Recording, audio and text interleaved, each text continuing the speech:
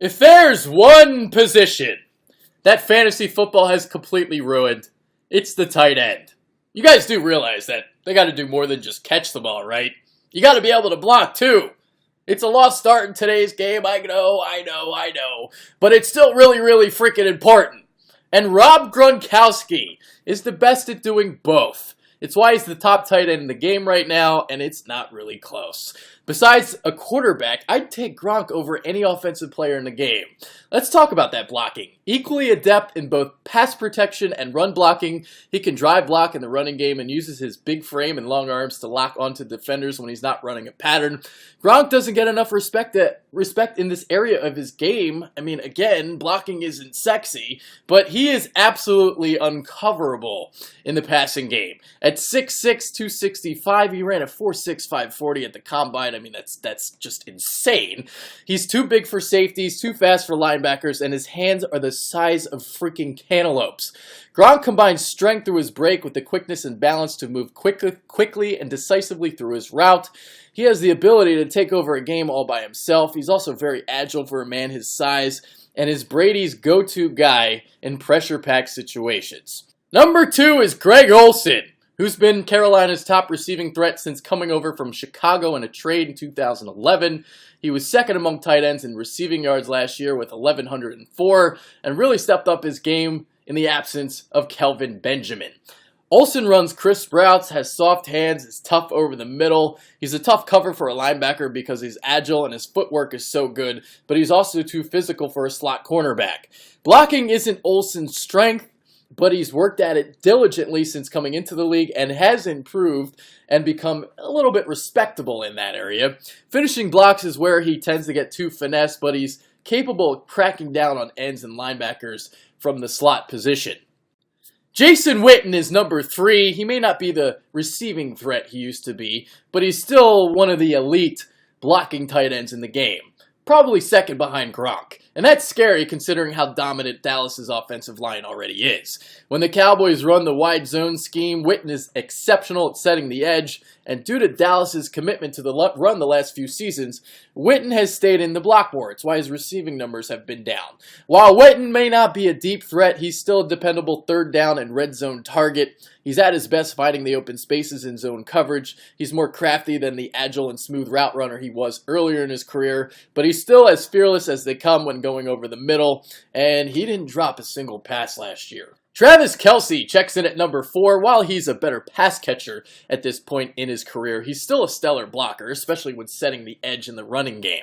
He's effective both in line and on the move pre-snap. He uses his athleticism to get to the second level with ease and lock up linebackers. Kelce has very good speed for a big man to go along with soft hands in the receiving game. He uses that speed to run the seam and has learned to use his frame to box out defenders in the red zone.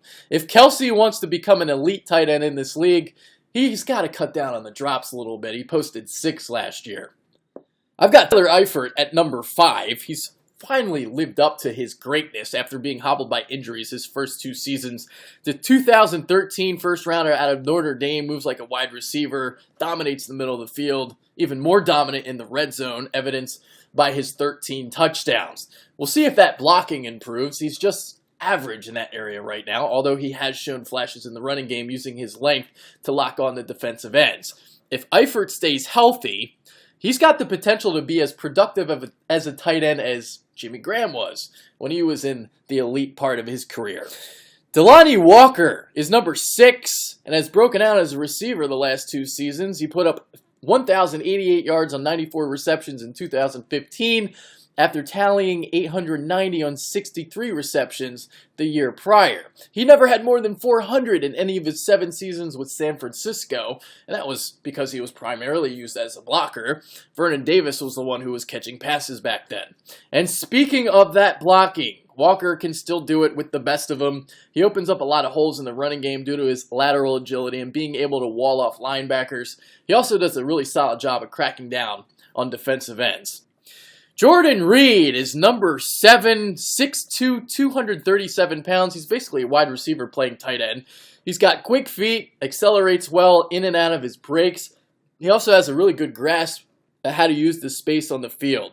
Blocking can be a problem for Reed because he is a smaller tight end. He's not strong enough to be at the end of the line and be asked to play power football, push defenders backwards. He's at his best when he's asked to crack block, so he can do that a little bit. Jimmy Graham is number 8, and quite frankly, I had no idea where to put him. What a disappointing first year in Seattle after all those dominant seasons with Drew Brees in New Orleans. The agony finally ended after Week 12 due to injury.